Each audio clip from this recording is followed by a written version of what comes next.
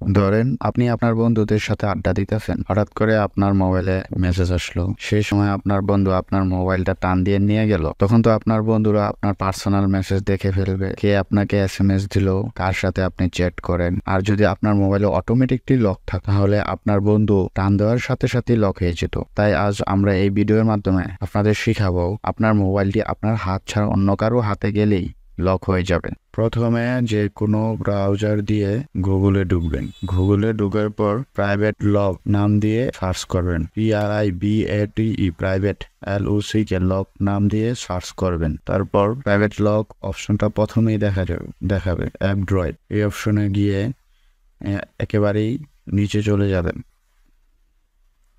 তারপরে ডাউনলোড এপিকের নাম একটা অপশন আসবে।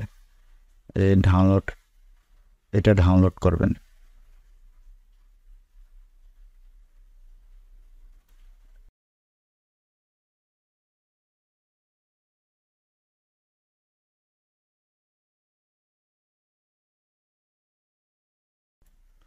ডাউনলোড হয়ে গেলে এটা ইনস্টল করবেন। ইনস্টল হয়ে গেলে ওপেন দিবেন।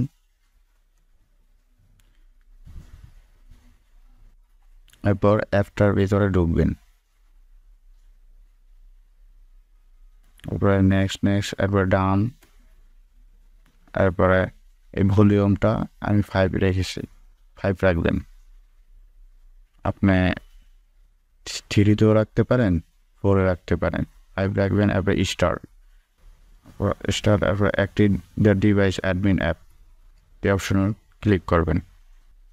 দেন আপনি সাকসেসফুল হয়ে গেছেন। এখন আপনার মোবাইলটা যদি অন্য কেউ আপনার হাত থেকে নিয়েও যায়, সাথে সাথে লক হয়ে যাবে।